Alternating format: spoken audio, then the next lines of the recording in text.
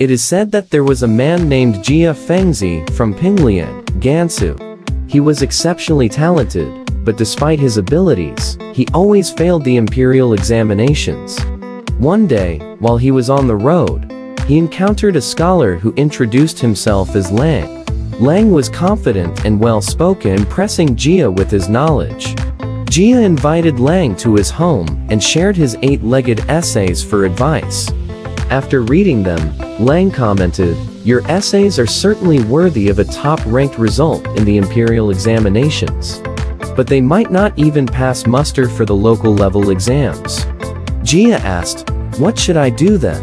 Lang replied, "Reaching high by tiptoeing and stretching upwards is difficult, but stooping low is much easier. Do you really need me to explain this?" He then pointed out a couple of people and their essays that Jia had previously disregarded as unworthy. Jia listened and laughed, saying, "Scholarly works should aim for enduring greatness. Even if they were placed among the finest delicacies, they should not be perceived as excessive. As for the two people you mentioned, using such poor essays to seek fame, even if they ascend to prestigious positions, they remain lowly." Lang countered, "That's not the case. Some people, even if their essays are excellent, because of their low social status, their works may not gain recognition. If you plan to clutch your own papers until old age, then fine. Otherwise, even those chief examiners have climbed to their positions through such inferior methods. They won't replace their eyes, liver, and intestines with better ones just because they read your good essays." Jia fell silent. Lang got up and chuckled, saying, "You're still young and spirited." Then he left. When the rural examinations were held that year, Jia Fengzhi still failed. Feeling down and frustrated, he remembered Lang's words and took out the essays of the people Lang had mentioned.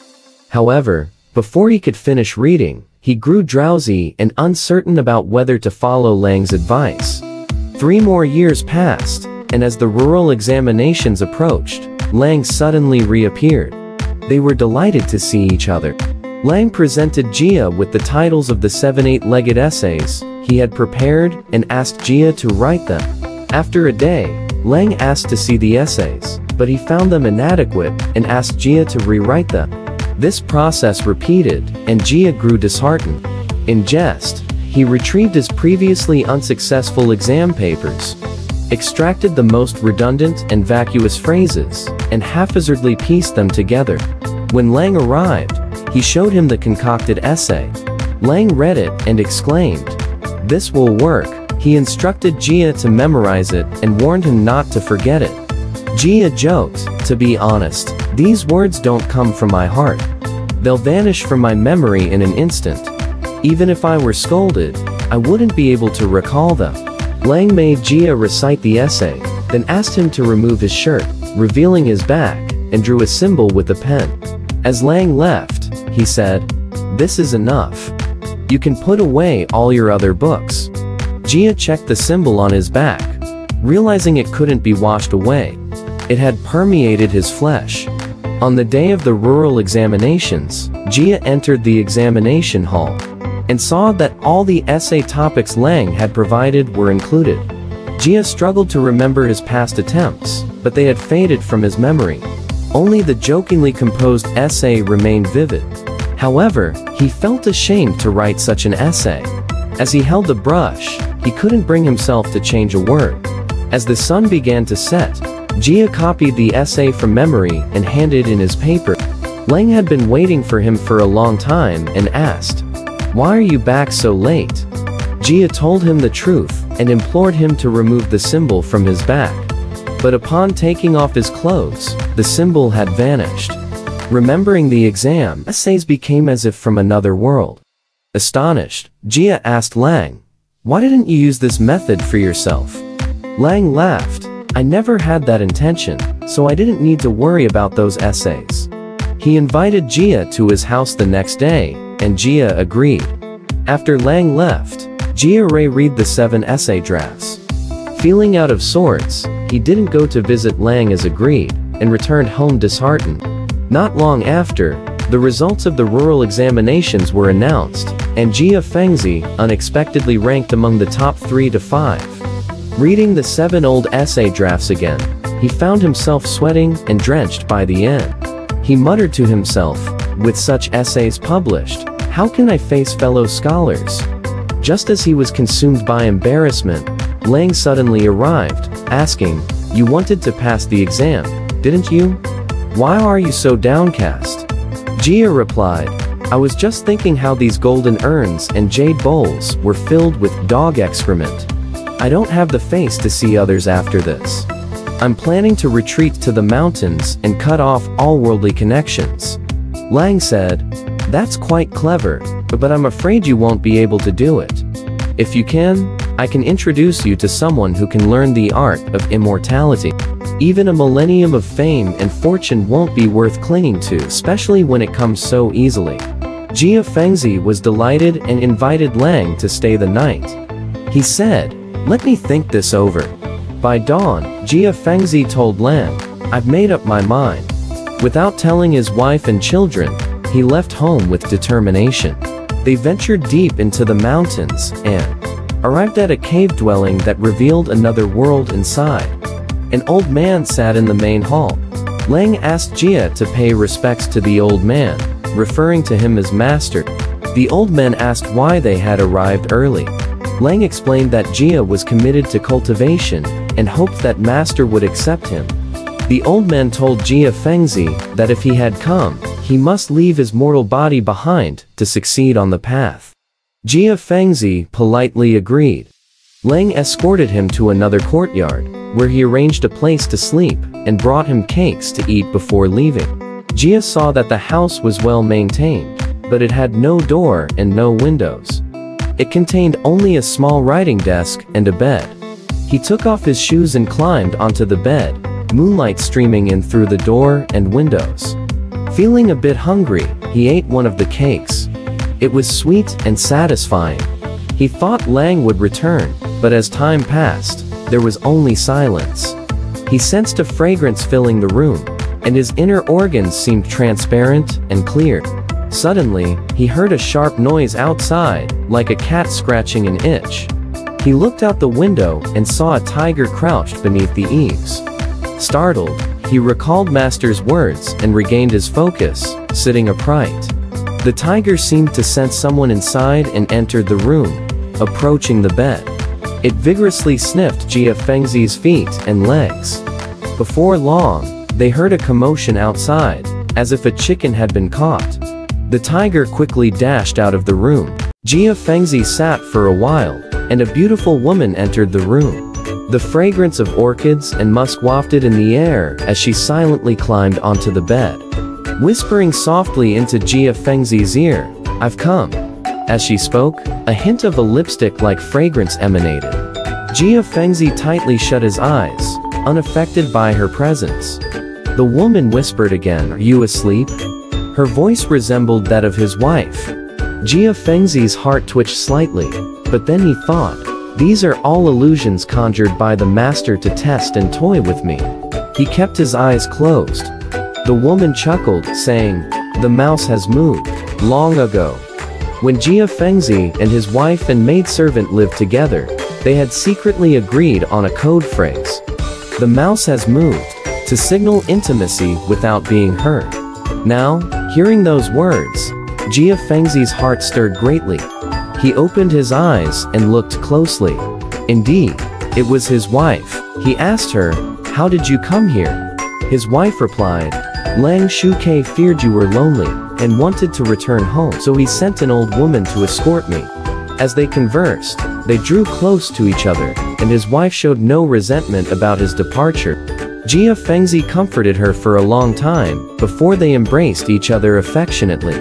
Later, as dawn approached, they heard the angry voice of the master getting closer and closer. Jia's wife hurriedly got up, realizing there was nowhere to hide, and climbed over a low wall to escape. Before long, Lang Sheng entered the house, following the master. In front of Jia Fengzhi, the master struck Lang Sheng with a stick, then ordered him to drive Jia Fengzhi away. Lang Sheng had no choice but to lead Jia Fengzhi out over the low wall. saying, "My expectations for you were a bit excessive and radical. I didn't expect your karmic ties to remain unbroken, and I ended up getting punished. For now, return from here. Our next meeting is not far away." After indicating the way home to him, they bid farewell. From the mountains, Jia Fengzhi looked down on his village, realizing it was right before his eyes. He thought his wife, walking slowly, must still be on the way. He ran for more than a mile and reached the doorstep of his home. However, the house and its courtyard were dilapidated, nothing like how they used to be. Surprisingly, none of the elderly or children in the village recognized him. He felt astonished by this and suddenly recalled the story of Liu Chen and Ruan Zhao from the Han Dynasty, who returned home from immortality to find a similar scene. He didn't dare enter his house and sat down to rest across the street. After a long while, an old man came out with a cane. Jia Fengzhi bowed to him and asked, "Where is Jia Fengzhi's house?" The old man pointed to the Jia residence and said, "That's it. Don't tell me you want to inquire about that extraordinary incident? I know it all." It is said that this Mr. Jia heard that he had passed the imperial examination and fled. When he left, his son was only 7 or 8 years old. Later, when the son was 14 or 15, Mrs. Jia suddenly fell into a deep sleep and wouldn't wake up. While the son was alive, he could take care of her, but after he died, the 2 grandsons were very poor, and their house was demolished. They could only construct a wooden frame and cover it with straw to shelter Mrs. Jia from wind and rain. A month ago, Mrs. Jia suddenly woke up and calculated that more than 100 years had passed.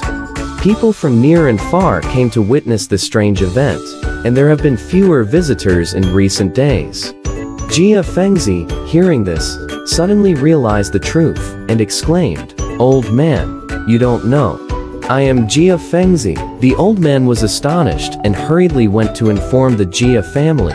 At that time, Jia Fengzi's eldest grandson had already died, and his second grandson Jia Shang was over 50 years old. Jia Shang suspected his youthfulness and suspected that he was an imposter. Soon, Mrs. Jia came out and recognized him. Tears flowed uncontrollably, and she called him inside. The couple, left homeless, temporarily moved into their grandson's house. Men, women, old and young, crowded into the house, mostly Jia Fengzi's great-grandchildren and great-great-grandchildren, who were mostly rough and ignorant. Jia Fengzi's eldest grandson's wife, Mrs. Wu, who came from a scholarly family, understood propriety and household rules well, and was very respectful towards her grandparents-in-law. On the other hand, Jia Zhang's family's provisions for them gradually diminished, sometimes only delivered with shouting. Jia Fengzhi was infuriated, so he left with his wife and settled in the eastern village to continue his teaching. He often told his wife, "I deeply regret returning home this time, but it's too late now. I have no choice but to resume my old profession. If I can rid myself of shame, riches and honors won't be difficult to attain." After a year or so, Mrs. Wu still sent them provisions regularly, but Jia Shang and his son severed contact with them. In that year, Jia Fengzhi passed the provincial examination and became a scholar. The county magistrate valued his literary talent and provided financial assistance, making their life slightly more comfortable. Jia Shang also gradually came closer to him. Jia Fengzhi summoned him and calculated the money he had used for their meals in the past. He then paid him the sum and scolded him to leave, never to return. Therefore, Jia Fengzhi purchased a new house and had Mrs. Wu move in with them. Mrs. Wu had 2 sons. The elder one remained to manage their old property, and the younger one, Jia Gao, was intelligent. So, Jia Fengzhi entrusted him to study alongside his students. After his return from the deep mountains, Jia Fengzi's mind became even more clear and agile. Not long after, he participated in the local and provincial examinations and succeeded in becoming a jinshi. Several more years passed, and Jia Fengzhi, as an imperial censor, was appointed to inspect and govern Zhejiang. His fame flourished, and his home was filled with celebrations and merriment, making him quite prominent. However, Jia Fengzhi was upright, and did not pander to the powerful. Many high-ranking officials in the court wished to frame him. He had repeatedly memorialized the court to resign and return home, but had not received permission from the emperor. Before long, calamity struck. Initially, Zhejiang's 6 sons were all unruly individuals.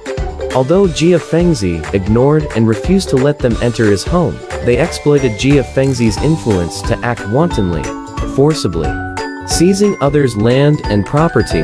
The villagers considered them to be troublemakers. A certain man, Yib, had recently married a wife, but had her taken as a concubine by Zhejiang's 2nd son. Yib was cunning, and with the villagers' financial support, brought a lawsuit against them. Thus, the matter reached the capital.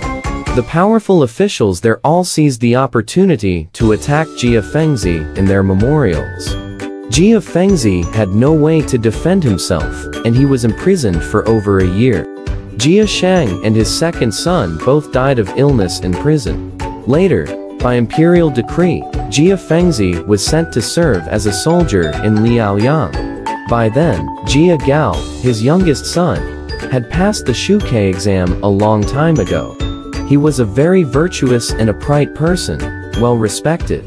Jia Fengzi's wife later gave birth to another son, who was already 16 years old, and entrusted to Jia Gao. Jia Fengzhi and his wife set off for Liaoyang with a male and a female servant.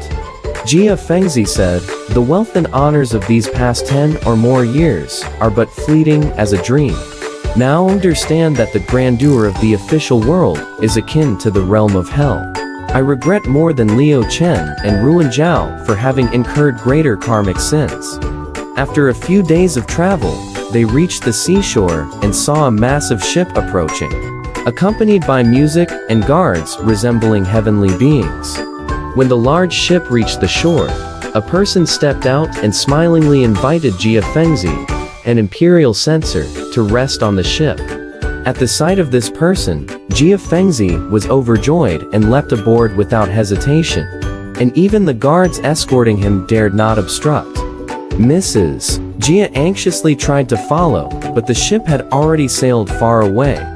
Fuming with anger, she threw herself into the sea. After drifting only a few steps, she saw a person on the ship, extending a white silk cloth down to her, pulling her up to the ship for rescue. The guards who had been escorting them hurriedly boarded a small boat, calling for the oarsmen to row faster while shouting. The drumming on the large ship resonated like thunder, echoing with the roaring waves. In a blink of an eye, the ship vanished from sight. Jia Fengzi's servants recognized the person on the ship. It was none other than Lang Shen. The foreign official said, "It is said that during the Chongzhen reign of the Ming dynasty, a scholar named Chen Jitai from Linquan, after completing his examination paper, read it aloud 4 times in a row, sighing, 'Who could appreciate such an essay?' He felt that finding a kindred spirit was rare, and decided to discard the paper and start over, resulting in his exam script being worse than the original.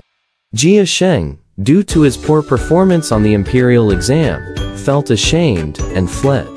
This indeed reflects the demeanor of a recluse. When he returned to the mortal world, due to circumstances, he reluctantly participated in the examinations again, which illustrates how poverty and hardship can threaten a person greatly. Alright, this story has come to an end. If you liked it, please give it a thumbs up. Thank you.